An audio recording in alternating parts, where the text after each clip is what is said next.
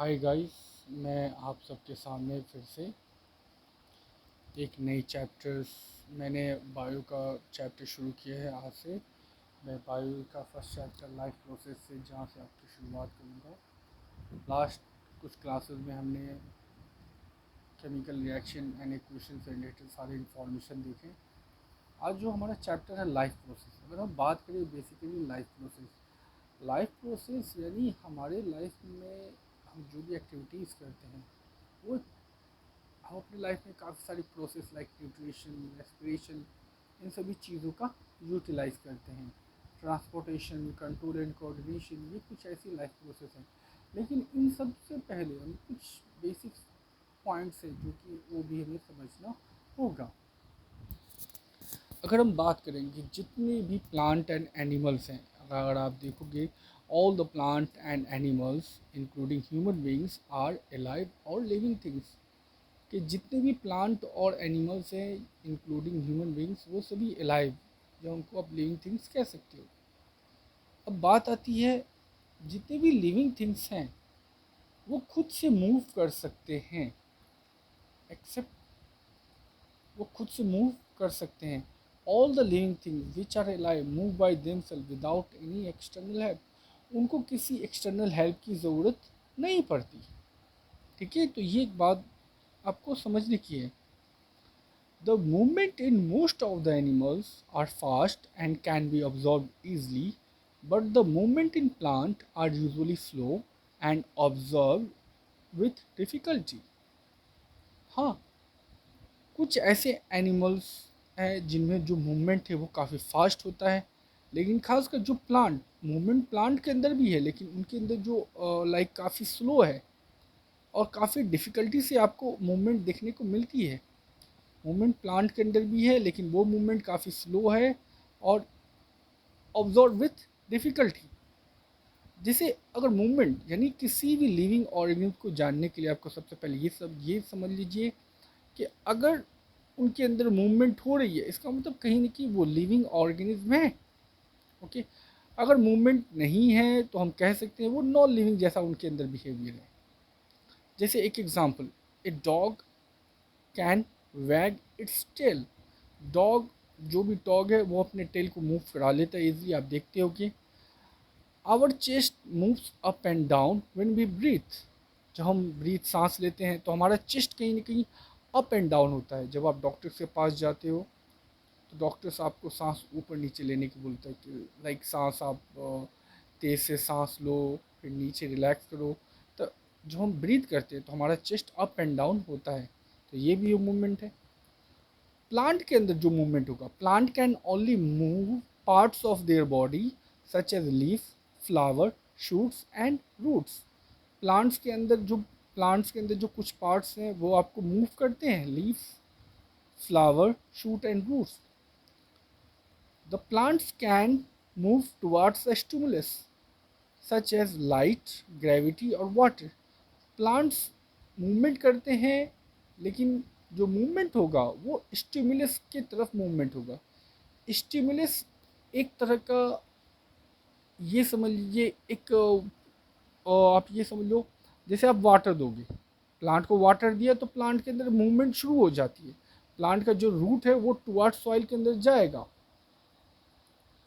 Stimulus एक touch जिसे कहते हैं ना, एक इंसान को एक्टिव करने के लिए कुछ एनर्जी की ज़रूरत पड़ती है या गाइडेंस की ज़रूरत पड़ती है, कभी डांटने की ज़रूरत पड़ती है कि एक बच्चे को डांट दो तो वो फटाफट वो काम करता है। तो उसी तरह प्लांट के अंदर भी एक स्टिमुलस चाहिए जिससे कि वो सनलाइट, ग्रेविटी के तरफ मूव कर सकते हैं। एग्जाम्पल, जैसे the leaves of mimosa pudica sensitive plant move by folding when touched with a finger. एक प्लांट है, आम भाषा में हम उसे कहते हैं छुई मुई प्लांट, जिसका एक साइंटिफिक नेम है mimosa pudica, that is sensitive plant. कहते हैं ये एक ऐसा प्लांट है कि अगर आप इसे टच करते हो तो ये तुरंत मुरझा जाता है। इसलिए in Indian language it is called छुई मुई plant, that we called as mimosa pudica. जब आप इसे टच करोगे, फोल्ड करोगे, जैसे ही टच करोगे तो ये फोल्ड हो जाएगा। तो कुछ प्लांट है उनके अंदर जो मूवमेंट है एक अलग तरह का है, they need the stimulus. Okay, तो ये आपको एक बेसिकली लाइफ प्रोसेस में कुछ चीज़ें थी जो हम आपके साथ डिस्कशन कर रहे हैं। अगर हम बात करें लाइक कैरेक्टरिस्टिक्स ऑफ लिविंग, अगर हम बात करें next characteristics of living things, कि एक लिविंग थिंग्स के अंदर क्या क्या कैरेक्टरिस्टिक्स हो सकते हैं।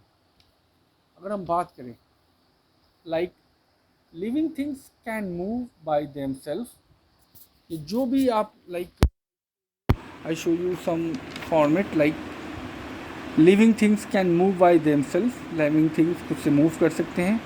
Living things need food, air and water. Living things can grow. Living things can respire. Living things can excrete. Living things can reproduce. जितनी भी लिविंग थिंग्स हैं अगर हम बात करें वो खुद से मूव कर सकते हैं। फूड, एयर और वाटर चाहिए उनको जीने के लिए।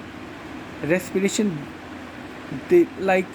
रेस्पिरेशन आप कह सकते हो आम भाषा में जिसे हम कहते हैं सांस लेना, लेकिन बेसिकली रेस्पिरेशन जब आप हाई लेवल पे आते हो तो रेस्पिरेशन की डेफिनेशन थोड़ी अलग हो जाती है। इनमें बेसिकली क्या होता है, एनर्जी का रिलीज़ होना हम कहते हैं, ऑक्सीजन के प्रेजेंस में फूड का ब्रेक डाउन होना।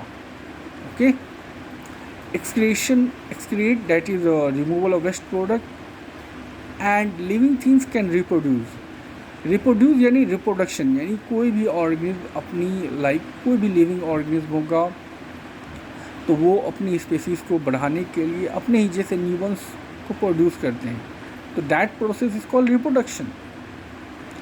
The living things can reproduce also. तो ये थे characteristics of living things. Now we come to the life process. Life process है क्या?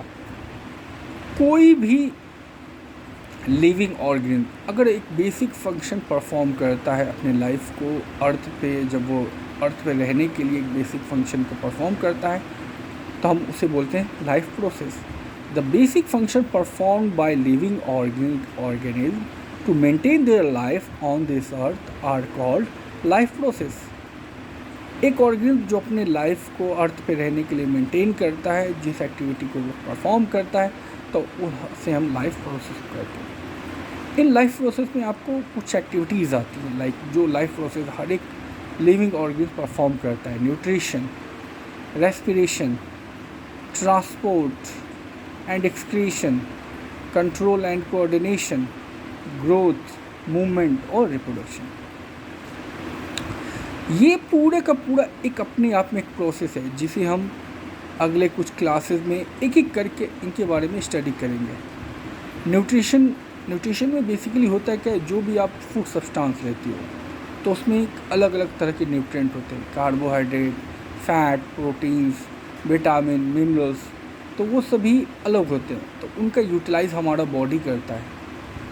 ओके, एक तरह से ये एक न्यूट्रिएंट है, तो हमारा बॉडी उनका फूड लेना, फिर उनका यूटिलाइज़ करना, कार्बोहाइड्रेट अलग होना, प्रोटीन अलग होगा, उनका यूटिलाइज़ करना, all these are comes in the process of nutrition.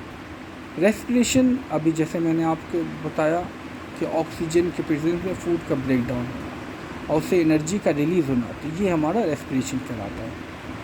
Transport, जो हमारे बॉडी के अंदर यानी blood circulation, it is all about blood circulation, कि हमारे हार्ट के अंदर ब्लड का सर्कुलेशन कैसे होता है, किस तरह से हमारा जो हार्ट है वो ब्लड पंप करता है। एक्सक्रीशन प्रोसेस कैसे होगा, इसमें बेसिकली हमारा किडनी किस तरह से फंक्शन परफॉर्म करेगा। Control and coordination, it is all about our brain, कि हमारा ब्रेन किस तरीके से कंट्रोल करता है। और कोऑर्डिनेशन यानी जितने भी हमारे ऑर्गन्स हैं, हमारा ब्रेन का उनसे कैसे कोऑर्डिनेशन बैठता है, किस तरह की कनेक्टिविटी रहती है। ग्रोथ क्या होगा, it is related to the hormone, जिसमें हम अलग अलग हार्मोन्स के बारे में देखेंगे। मूवमेंट, किस तरह की मूवमेंट होती है ऑर्गन्स के अंदर। रिप्रोडक्शन, आप सब जानते हो already, reproduction is of two types, sexual reproduction and asexual reproduction. तो रिप्रोडक्शन में भी जो हम आएंगे कि एक ऑर्गेनिज्म अपनी स्पेसीज़ को बढ़ाने के लिए अपने ही जैसे न्यूबॉर्न्स को प्रोड्यूस करता है, तो उसे हम बोलते हैं रिप्रोडक्शन। दो तरह से, sexual reproduction and asexual reproduction. Sexual reproduction, in sexual reproduction, that is two parents involvement, and in asexual only one parent involvement. बाकी हम फिर अगले क्लास में इन सब के बारे में एक एक चीज़ डिटेल पढ़ेंगे. अगले टॉपिक जो हमारा इसी चैप्टर जो हम अगला आगे कंटिन्यू करेंगे नेक्स्ट सेशन में, तो न्यूट्रिशन, हम एक एक टॉपिक उठाएंगे ताकि आपको आसानी से इन चीज़ों के बारे में समझ में आ जाए. लाइक एंड सब्सक्राइब करना न भूलें. अगर आपको कुछ क्वेश्चंस है, कुछ डाउट है, तो कमेंट सेक्शन में आप हमें बता सकते हैं. हम आपको उनका रिप्लाई देने की कोशिश करेंगे. Thank you.